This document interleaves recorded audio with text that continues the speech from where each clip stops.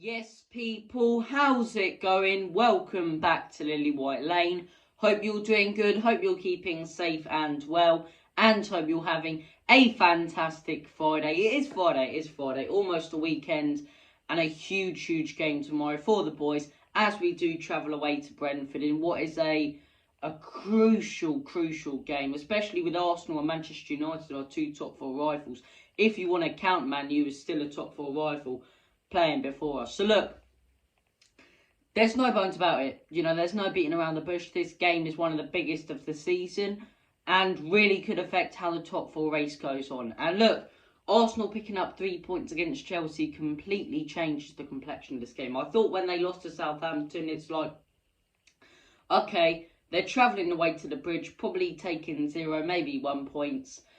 All we had to do, even if we lost or drew this weekend, as I say, if they picked up 0 or 1 point from Stamford Bridge, we'd still be above them. But that sort of comfortable feeling around the top 4 place and that 4th place now has gone. We're on exactly the same points. We're 4th on goal difference, and goal difference can make a massive difference at the end of the season. But at the minute, I'll be 100% honest, I am very concerned. And what I'm also very concerned about is the team we are playing against tomorrow. You cannot underestimate Brentford. If you're a Spurs fan going, oh yeah, Brentford are an easy game, or just underestimating how good they've been and how much form factors this game. And, they're playing in front of their own fans. They're on absolute fire at the minute, especially in away games, winning 4-1 against Chelsea, as I say, a 2-1 win away from home against Watford, a 2-0 win against West Ham. They're just not just beating teams, but beating them really well, beating top teams like Chelsea at Stamford Bridge when they were 11 on the bounce, and just destroying them. West Ham looked comfortable all game at the London Stadium. And if the season started from that Chelsea game, as I say, I reckon they'd be in contention for Europa League places or Champions League places even, because they've been so good. And there's one man that's made them so good, and that is the Spurs legend Christian Eriksen. Conte said it in his press conference.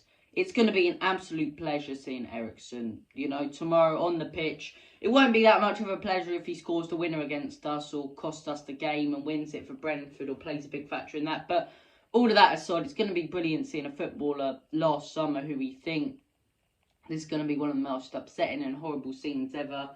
Obviously having, I believe he went into cardiac arrest. I'm not too sure about it. It was either cardiac arrest or a heart attack. But he came out of that and people said, yeah, this guy's never going to play football again. He wasn't allowed to play in Serie A. I thought, yeah, he'll probably just retire. He comes back to the Premier League, right? People are still sceptical, including me. I'm like, would he really work at Spurs? Would he work in the Premier League? Does the pace suit him? And he's completely changed around the team. He's took a team that were in the relegation zone to comfortable mid-table. Since he's come in, I think they've won more games than they have lost or drew. He's made such a massive difference, and the creativity they have from him is brilliant. And he's so dangerous from set pieces as well. That's something that does concern me. Spurs don't have a good defensive record from set pieces. Eriksen, one of the best at taking set pieces, whether it be free kicks, corners. They scored from a free kick against Watford. It was a ball in the box. And, it's those fine margins that take away points. So he's made a massive difference there. They've got players as well, such as Ivan Toney, clinical striker, top striker. And people have been criticising him all season. But as soon as he started getting that service, him and Mbuemo, I believe that's how you pronounce his name, they've been a phenomenal front too. So look, full credit to Brentford. But this is what I expect. Now, a lot of teams would look at that Brighton game and go, that's how you break down Spurs. That's how you sort of get a result. I don't expect Brentford to do that. I don't expect a team such as Brentford, such as Southampton to do that. I expect them to be like, no, we've been playing a certain style of football the last weeks. It's gotten us over the line. Just because another team played a different style of play against Spurs, we don't care. This is the formation. These are the tactics that we've been using, and these are the results that we've been getting. So we're going to stick to that attacking. Sorry, just woke up and, voice is a bit hoarse. But we're going to stick to those tactics. We're going to stick to that attacking football. We don't care what Brighton did. And that's what I expect Brentford to do. That's what I expect Brentford to do. I expect them to come out attacking, free-flowing, expansive, We just need to break through them, and that's going to be easier said than done because they're not a team that can play expansive and not really score a goal, or not too likely to score a goal. When they play attacking football, you expect them to put the ball in the back of the net. So look, I think what we need to do is sort of what Brighton did to us last week, if that makes sense. We need to play a lot more dominant style of football. The Brighton game, it looked like we were playing an away performance, more like a home one. We need to play more dominant style of football, keep a lot of possession, create more chances, and we need to flood their midfield. We need to make sure we have both Højbjerg and Bentancur, if they're both playing, which I expect them to do. Every single time Eriksen gets the ball, straight on him. Straight on Eriksen. Get that ball off him, because he's such a dangerous player. Such a dangerous player. I think you need 2 centre-backs on Ivan Toney as well. We need Mbeumo well marked. If we can mark those 3 players, I think we'll win. I think we'll win pretty comfortably if we can mark those 3 players. Because away from those, they haven't really got consistent players. They've got players such as Janssen, who can be good in one game and make a howler of a defensive mistake in another. So, or you know, another player such as a Norgard or whatever. So, you know, Visser, inconsistent as well. If we can nullify Tony and Mbeumo and Eriksen, I expect us to get the 3 points. But look, it's going to be a very, very tough game. Would I take a point in this game? As mental as that sounds, yeah, I would. I think it's an away game against a team, when you look at their form, who are playing absolutely brilliant football at the minute and smashing top teams. Sorry, that are smashing top teams.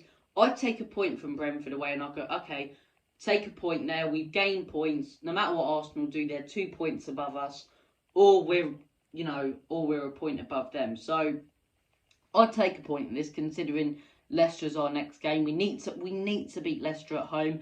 Liverpool, I think that's straight away -3 points. I don't care how confident you are. And then towards the end of the season, we've got to play the likes of Norwich, Burnley, which are going to be slightly easier. But that big game, that North London derby, it is going to come down to that. I reckon there's going to be lots of flip-flops. Arsenal are going to take the lead now, I probably reckon. Then Spurs might take the lead again.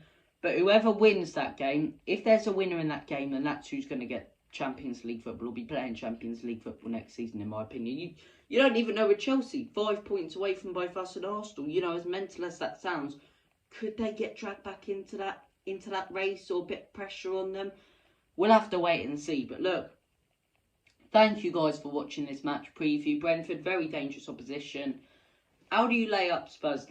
Lay up? How do you line up Spurs in this game? I think now, one change I would make, I'd take Reguilon out, in my opinion. I'd play Sessegnon.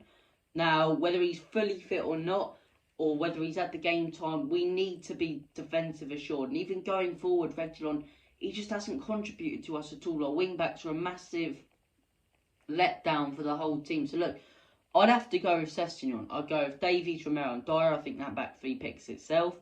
Then I'd go with Royale, Bentancur, Højbjerg, Kane, Son, Kulusevski. But, you know, this is the sort of game, in all honesty, where I wouldn't mind putting in a Moura, maybe changing out Højbjerg for Moura, let Bentancur hold up that midfield, and Moura really attack the back line, as I say. But, you know, now I'm thinking about it, probably not. You need 2 people constantly on Eriksen. But look, it's going to be a very intense, tactical, physical game, this one. It's going to be an interesting one. I'm buzzing for it, as I say. Tomorrow's going to be a fantastic day. Spurs playing, as I say. I'm not sure if I'll be able to do a match reaction. I think if I do a match reaction, it'll be closer to midnight after the Fury White fight, because I do want to see the fights beforehand and the actual main event. So look, if we do get a match reaction done, it might be after. If not, it'll probably be around midnight. But look, thank you for watching this video. Take care of yourselves. All the best. God bless. And as always, come on, you Spurs. Enoch out. In Conte, we trust. Let's get these 3 points, boys. Come on.